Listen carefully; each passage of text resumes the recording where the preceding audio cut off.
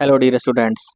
स्वागत है आप सभी का कैप्टन क्लासेस फिजिक्स में। मैं हूं सौरभ कुमार। जैसा कि आप जानती हैं, हम जो वीडियो सीरीज प्रोवाइड करा रहे हैं उसमें हम क्लास 12th में फिजिक्स के न्यूमेरिकल सॉल्व कर रहे हैं। जिन्होंने प्रीवियस क्वेश्चंस के सॉल्यूशन नहीं देखे हैं उनकी प्लेलिस्ट का लिंक आपको डिस्क्रिप्शन में मिल जाएगा, वहां से अपन वीडियोज़ को ज़रूर देखिएगा।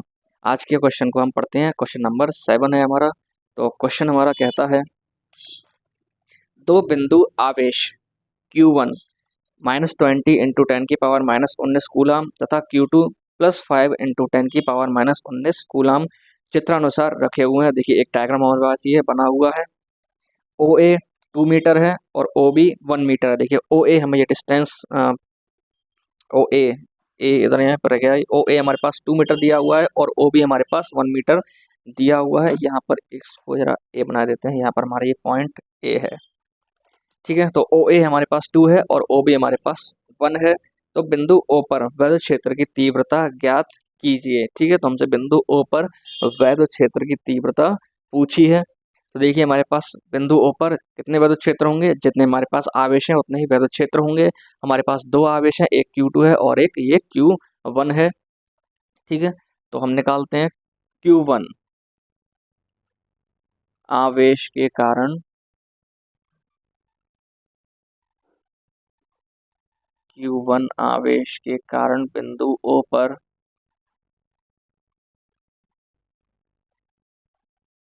वैद्युत क्षेत्र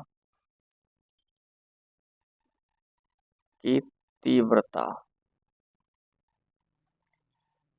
E1 1/4πε0 मॉडुलस ऑफ Q/R² से, ठीक है। ये हो जाएगी हमारे पास इस बिंदु पर वैद्युत क्षेत्र की तीव्रता। इस सूत्र से हम ज्ञात करेंगे इसको हम E1 मान लेते हैं।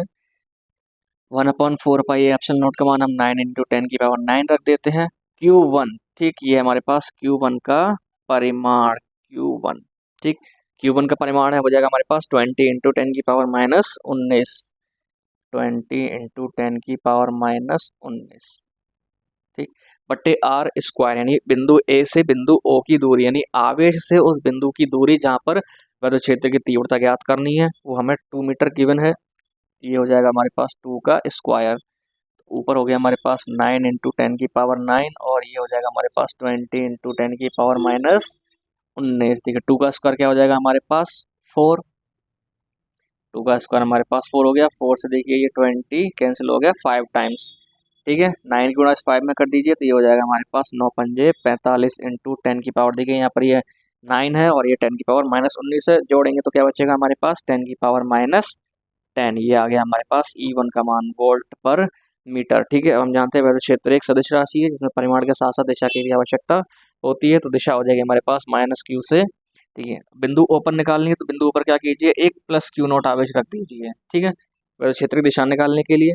तो ये माइनस आवेश क्या करेगा, इस प्लस को अपनी तरफ आकर्षित करेगा। तो ये हो जाएगी हमारे पास E1 वेक्टर की दिशा, ठीक है।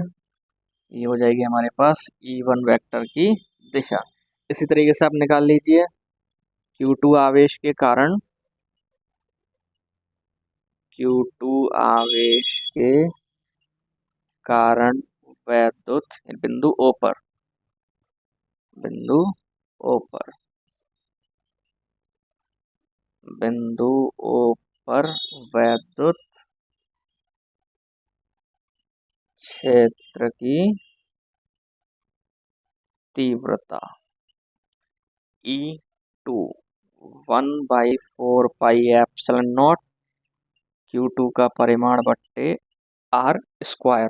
1/4πε0 का मान 9 × 10⁻9 लगा दीजिए। Q2 का परिमाण हो जाएगा हमारे पास 5 × 10⁻19 कूलाम। 5 × 10⁻19 R², यानी आवेश से उस बिंदु की दूरी जहां पर वैद्युत क्षेत्र की तीव्रता ज्ञात करनी है। देखिए वो हमें 1 मीटर दी हुई है, तो ये हो जाएगा हमारे पास 1 का स्क्वायर। तो देखिए गुणा कीजिए, देखिए 9 पंजे 45, तो 45 × 10⁻, देखिए यहाँ पर प्लस का 9 और यहाँ पर ये माइनस का 19, तो 10⁻ कितना हो जाएगा -10 वोल्ट पर मीटर या न्यूटन पर कूलाम, ठीक है। ये हो गया हमारे पास E2 वेक्टर, यानी E2 का परिमाण। अब दिशा निकाल लेते हैं। अब देखिए ये प्लस का आवेश और ये प्लस का आवेश क्या करेंगे, एक दूसरे को प्रतिकर्षित करेंगे। हमें दिशा निकालनी है इस बिंदु पर यानी इस आवेश पर, तो ये वाला आवेश इसको इधर प्रतिकर्षित कर देगा। तो ये हो जाएगी हमारे पास E1 वेक्टर की दिशा। चलिए इसको थोड़ा सा छोटा बना लेते हैं, वरना हमें अभी क्वेश्चन आगे भी करना है। ठीक, ये हो जाएगा हमारे पास E2 वेक्टर की दिशा आ गई हमारे पास। तो हमें ज्ञात करना था इस पर लगने वाला कुल, यानी इस पर कुल वैद्युत क्षेत्र की तीव्रता हमें ज्ञात करनी है। तो कुल वैद्युत क्षेत्र की तीव्रता, कुल वैद्युत क्षेत्र की तीव्रता ई नेट हो जाएगा हमारे पास E1 vector plus E2 vector. अब आप अगर आप इसको सदिश रूप में देना चाहें तो देखिए बड़ी आसानी से देख सकते हैं। ये जो हम मान लेते हैं ये हमारी इधर एक्स अक्ष और ये हमारी एक्स अक्ष और इधर हमारी ये वाई अक्ष। तो एक्स अक्ष पे जो एकांक सदिश होता है वो हमारा आई कैप होता है और वाई अक्ष पे जो एकांक सदिश होता है वो हमारा जे कैप होता है। यानी प्लस एक्स दिशा में हम आई कैप मानते हैं और प्लस वाई दिशा में हम जे कैप मानते हैं। अगर माइनस एक्स अक्ष होती है तो वहाँ पर हमारा माइनस आई कैप हो जाता है और माइनस वाई अक्ष होती है तो हमारा वहाँ पे हमारा माइनस जे कैप हो जाता है। अब देखिए E1 हमारा किस दिशा में है, E1 हमारा इस दिशा में है, तो ये हमारे पास प्लस आई कैप के साथ हो जाएगा।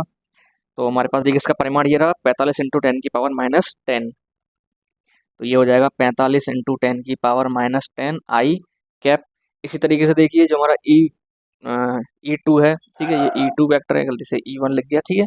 E2 वेक्टर हमारा डाउनवर्ड जा रहा है, नहीं वाई अक्ष के नेगेटिव वाई अक्ष में है, ठीक है, परिमाण हमारे पास है, ठीक है। तो क्या आ जाएगा इसके साथ माइनस जे कैप आएगा, ठीक है। तो ये हो जाएगा हमारे पास 45 इंटू 10 की पावर माइनस 10 जे कैप वोल्ट पर मीटर। ये इसका आ गया हमारे पास सदिश रूप ई नेट वेक्टर, ये आ गया इसका सदिश रूप। हमसे अगर आप इसका परिणाम भी निकालना चाहे तो बड़ी आसानी से निकाल सकते हैं। तो ई नेट वेक्टर क्या हो जाएगा हमारे पास, इसका परिमाण होगा अंडर रूट में आई कैप का स्क्वायर प्लस जे कैप का स्क्वायर, यानी कि 45 इंटू 10 की पावर माइनस 10 का स्क्वायर प्लस 45 इंटू 10 की पावर माइनस 10 का होल स्क्वायर। अब देखिए कहीं पर हमारे पास अगर ए स्क्वायर प्लस ए स्क्वायर लिखा हो तो हम उसे 2a स्क्वायर लिख सकते हैं। तो ये हो जाएगा हमारे पास 2 इंटू 45 इंटू 10 की पावर माइनस 10 का होल स्क्वायर। देखिए जहाँ पर हमारा जो a जो है, जो हमारा a है यहाँ पर क्या है 45 इंटू 10 की पावर माइनस 2, ठीक है। देखिए स्क्वायर से रूट कैंसिल हो जाएगा, तो देखिए √2 इंटू 45 इंटू 10 की पावर माइनस 10 वोल्ट पर मीटर। ये हो जाएगा इस बिंदु पर वैद्युत क्षेत्र की तीव्रता का परिमाण।